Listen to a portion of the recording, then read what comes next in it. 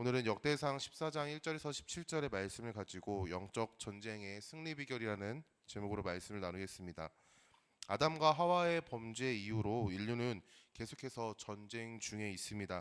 물리적 충돌이 있는 전쟁도 있지만 감정이나 경제적인 부분 또는 정치적인 부분에 있어서 냉전도 그에 따른 전쟁 중에 하나죠. 개인과 개인, 단체와 단체의 전쟁들 가운데 우리는 항상 놓여 있습니다. 그리고 이것 외에도 우리는 영적인 전쟁 가운데 그 한가운데 던져져 있음을 우리는 알 수 있죠. 성도라는 정체성을 깨닫는 순간 우리는 영적인 전쟁 가운데 있고 내가 싫든 좋든 그 영적인 전쟁 가운데 우리는 놓여져 있었다는 사실들을 깨닫게 됩니다. 그렇기 때문에 바울은 에베소서 말씀에서 전신갑주를 입어라라고 명확하게 선포하고 있죠. 전쟁에서 이기는 방법에 대해서 기록한 책을 병법서라고 합니다. 우리는 전쟁 영화나 드라마 같은 매체를 통해서 병법의 중요성에 대해서 매우 잘 인지하고 있습니다.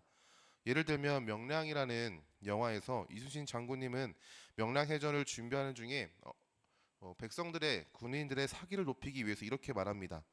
그 대사를 그대로 갖고 왔는데요. 이렇게 얘기하죠. 병법에 이르기를 죽고자 하면 살고 살고자 하면 죽는다.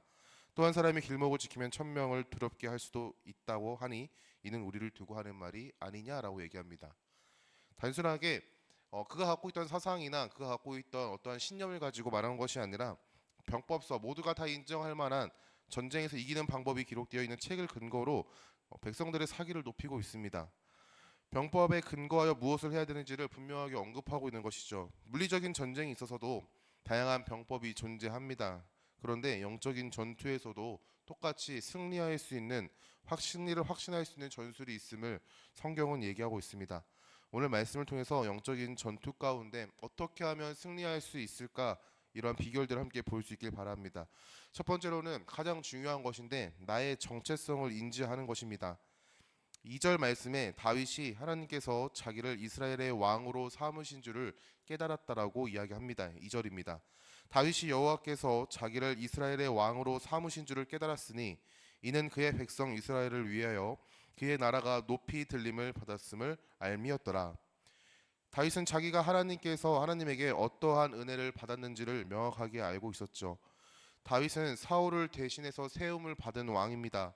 마음을 보시고 하나님께서 다윗을 선택하셨고 자기가 이스라엘의 어떠한 존재가 되었는지를 명확하게 인지하고 있었던 게 바로 다윗의 모습입니다. 사랑하는 성도 여러분, 우리가 어떠한 존재인지를 명확하게 인지하는 것은 매우 중요합니다.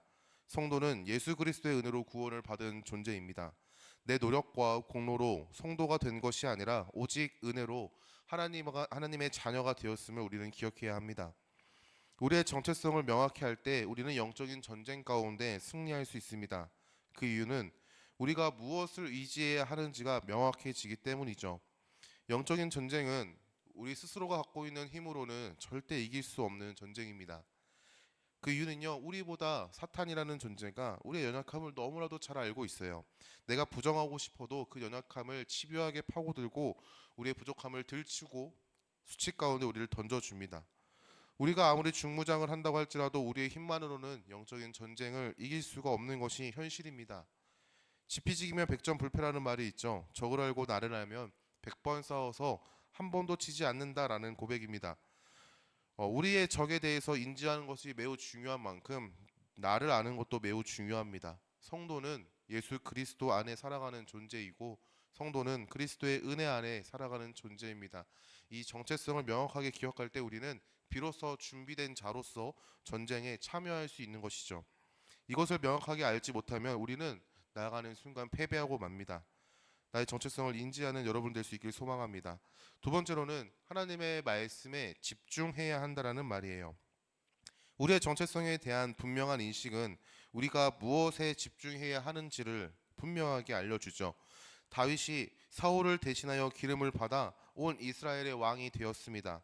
이 소식은 블레셋 사람들의 귀에도 들어가게 되었는데 다윗이 왜 왕이 되었다는 소식을 듣고 블레셋 사람들이 다윗을 찾아서 올라왔고 이에 다윗은 그들을 대적하기 위하여 출정하였습니다.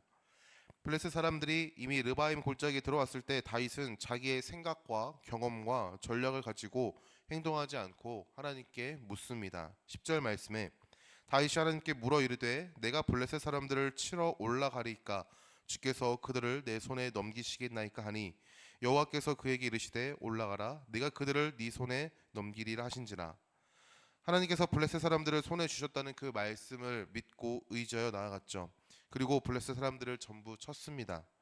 하나님의 말씀을 듣고 나아간 다윗에게는 그 승리가 보장되었죠.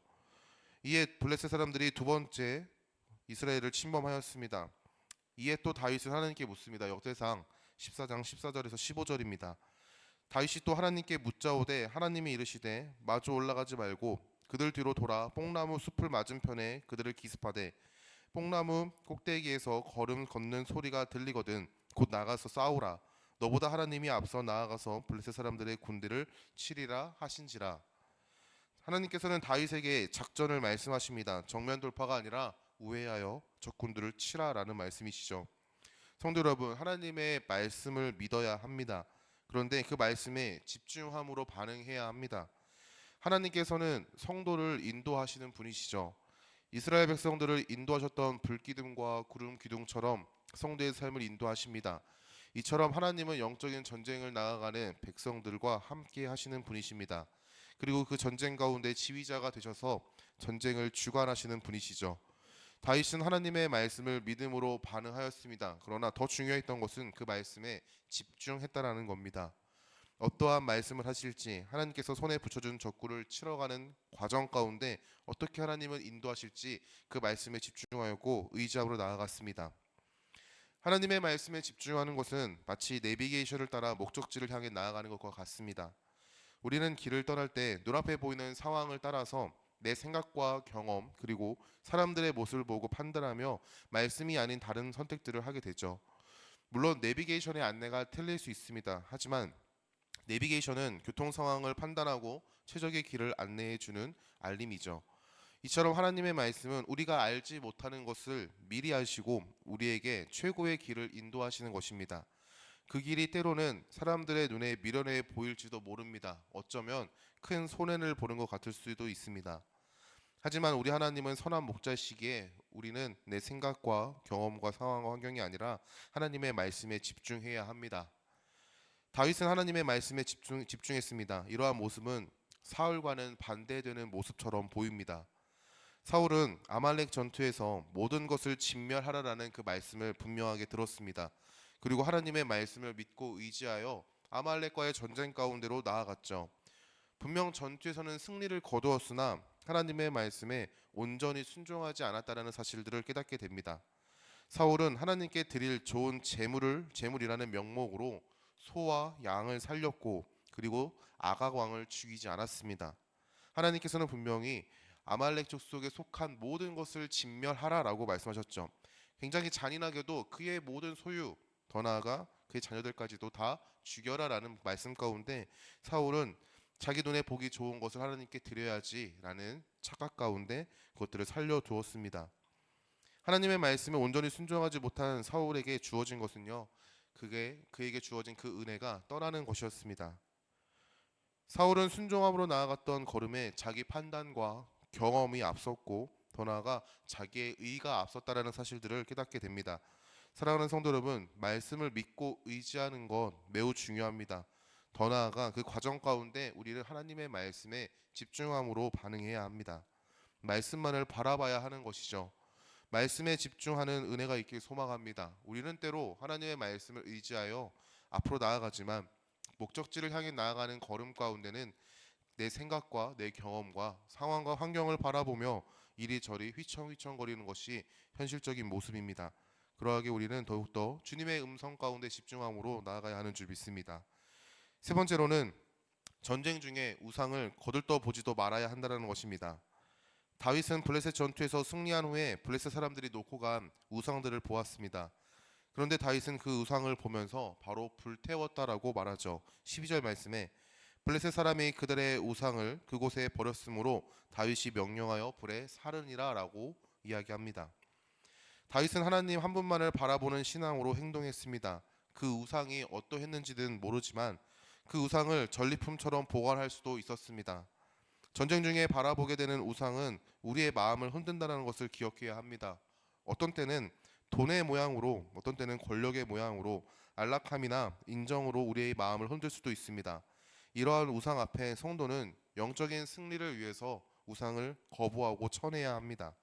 다윗은 하나님을 바라보며 우상이 어떠하든지 우상이기에 거들떠 보지도 않고 불에 태웠음을 우리는 바라볼 수 있죠.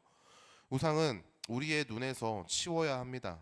우상 앞에 우리의 반응은 거부함이요, 대적함이요, 부정함입니다. 영적인 전투에서 승리하기 위해서는 우상을 거들떠 보지도 말아야 하죠. 사사기 말씀을 보면 1장에서 몇몇 지파가 가나안 땅의 민족들을 멸하지 않았다는 사실들을 기록하고 있습니다. 그 작은 족속들 몇몇을 멸하지 않은 그 결과가 무엇이냐? 바로 가나안 땅에 살던 족속들이 약속의 땅 이스라엘들과 함께 거주하게 되는 빌미가 되었다라고 성경은 얘기하죠. 우리는 우상을 대수롭지 않게 여길 때가 있습니다. 뭐 큰 문제가 있겠습니까라고 생각할지 모르지만 이러한 안일함 때문에 우리는 패배하는 것입니다. 작은 균열이 댐을 무너뜨리는 것처럼 우리의 안일한 작은 생각이 결국 영적 전투의 약점이 되고 가시가 되고 패배를 가져오게 되는 원인이 됨을 우리는 기억해야 합니다. 예수님께서는 사탄에게 시험 받으시는 가운데 자기 만족이라는 우상 앞에서, 인정이라는 우상 앞에서, 권력이라는 우상 앞에서 말씀을 선포하심으로 그것을 대적하셨습니다. 성도는 예수님께서 이루신 승리 앞에 믿음으로 반응할 때 우상 앞에서 승리할 수 있는 줄 믿습니다. 우리는 예수님을 따라 우상을 쳐내야 합니다. 바울은 데살로니가전서 5장 22절 말씀에 악은 어떠한 모양이라도 버려라 라고 분명하게 얘기하고 있죠. 우상 앞에 흔들리지 않는 여러분 될 수 있길 소망합니다. 정말 작아 보이는 것들, 내 마음에 만족을 줄 수 있는 것들, 그 순간에는 기쁘고 즐거울지 모르지만 그가 가져올 수많은 어려움은 내가 전쟁 가운데 승리자로 있지만 승리의 기쁨을 누리지 못하는 삶을 살게 할 것입니다. 그러하게 우리는 우상을 떨쳐내야 합니다. 말씀을 마치겠습니다. 영적인 전쟁은 지금도 진행 중입니다. 사람과 사람, 공동체와 공동체 사이에서 어쩌면 혼자서 다수를 상대해야 하는 영적인 전쟁을 하고 있는 수도 있습니다. 영적 전쟁 가운데 우리는 성도임을 기억해야 합니다. 사랑하는 성도 여러분, 우리가 어떠한 존재인지를 꼭 기억해야 합니다. 매번 말씀 가운데 강조해드리고 목사님께서도 강조하는 것은 우리가 성도라는 사실을 기억해야 한다는 것이죠. 내가 어떠한 존재인지를 기억할 때 우리는 무엇을 해야 하는지가 분명해집니다. 내 정체성을 인지한 후에 우리는 하나님의 말씀에 집중해야 합니다. 또한 전쟁 중에 보게 되는 우상들을 거부하고 대적해야 합니다.